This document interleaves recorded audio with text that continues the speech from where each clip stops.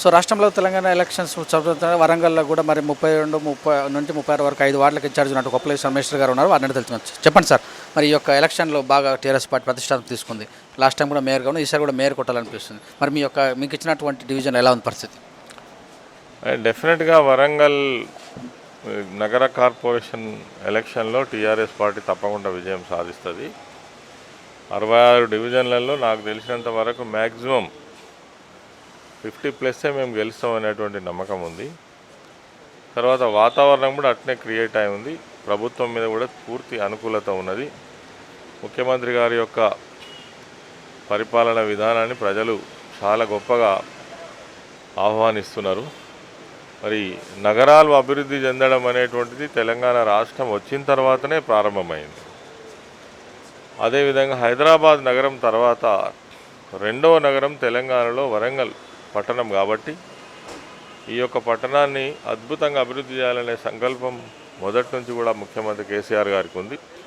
తదనుగుణంగానే ఇదివరకే మరి కోట్లాది రూపాయలు ఈ నగరం యొక్క అభివృద్ధి కోసం వెచ్చించడం జరిగింది.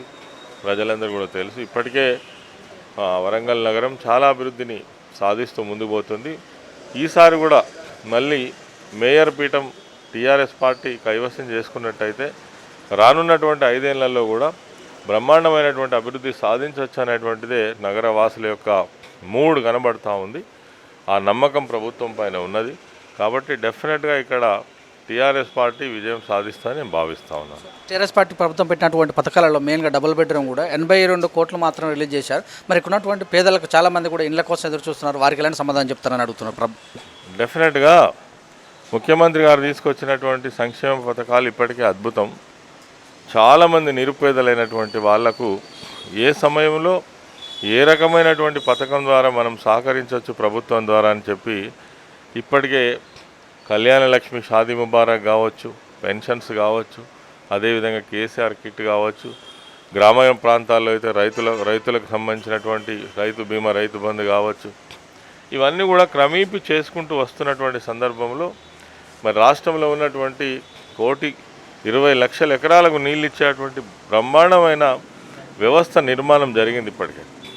దాంతోపాటు రానున్నటువంటి కాలంలో ఈ 5 సంవత్సరాలలో డబుల్ బెడ్రూమ్ ఇల్లు అనేటువంటిది చాలా పేదవాళ్ళు ఆశిస్తున్నటువంటి విషయం తెలుసు. ఈసారి బడ్జెట్లో కూడా 11,000 కోట్ల రూపాయలు పెట్టడం జరిగింది. తర్వాత స్వస్థలంలోనే వాళ్ళకు ఇల్లు కట్టుకునేటువంటి అవకాశం కూడా కల్పిస్తున్నట్టుగా ప్రకటించడం జరిగింది. దీంతో ఈ 5 సంవత్సరాలు అంటే ఈ సంవత్సరం చాలామందికి, లక్షలాది మందికి బెడ్రూమ్స్ వాళ్ళ స్వస్థలంలోనే వచ్చేటువంటి అవకాశం ఉన్నది.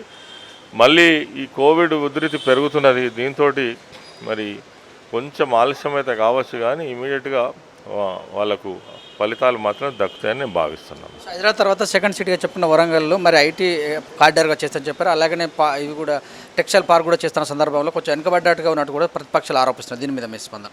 అంటే ప్రతిపక్షాలు వాటినే ఆరోపిస్తాయి, ఎందుకంటే వాళ్ళు చేసేటోళ్ళు కాదు కాబట్టి. మొన్ననే ఈ మధ్యనే మా ఐటీ మినిస్టర్ గారు వరంగల్ నగరాన్ని సందర్శించి వెళ్ళినప్పుడే ఖచ్చితమైనటువంటి విషయాలు చెప్పి వెళ్ళడం జరిగింది. తప్పకుండా బాధ్యత కలిగినటువంటి ప్రభుత్వం టీఆర్ఎస్ ప్రభుత్వం, బాధ్యతాయుతంగా ప్రజాయుత కార్యక్రమాలను అమలు చేస్తున్నటువంటి ప్రభుత్వం. ఇలా కాంగ్రెస్ పార్టీ విమర్శిస్తే అర్థం లేదు.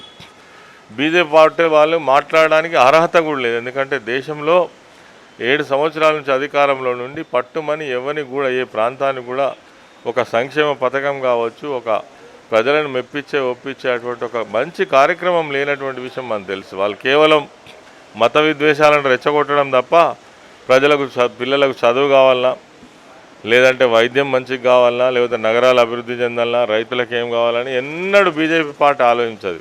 వాళ్ళకి ఏమైనా మతాన్ని రెచ్చగొట్టాలి, ఓట్లు వేసుకోవాలి. ఓట్లు వచ్చినప్పుడల్లా ఈ మత కలహాలను సృష్టించాలి. ఇది వాళ్ళ ఎజెండా తప్ప వాళ్ళకు ప్రజల బాగోగులతో సంబంధం లేదు. కాబట్టి నిజమైనటువంటి నికారసైనటువంటి ప్రభుత్వం టీఆర్ఎస్ ప్రభుత్వం, తెలంగాణ ప్రభుత్వం. ముఖ్యమంత్రి గారు చిత్తశుద్ధితో ఈ రాష్ట్ర అభివృద్ధి కోసం కృషి చేస్తున్న సంగతి ప్రజలకు తెలుసు. ఓకే. హైదరాబాద్ కొప్పలేశ్వర్ గారు చెప్పినటువంటి విషయాలు కేవలం ప్రతిపక్షాలకు వాటికి అభివృద్ధి చేసే అవకాశం లేదు కనుకనే అలా ఆరోపిస్తున్నాయి. అభివృద్ధి చేసేది మాత్రం కేవలం టీఆర్ఎస్ పార్టీని ప్రజలు గెలిపిస్తారు. 50% పైచీలకు అంటే 50 సీట్లకు పైగానే ఓట్లు వస్తాయని తెలియజేశారు. చూస్తున్న విధంగా కేవలం శాంతం మిశ్రజండి.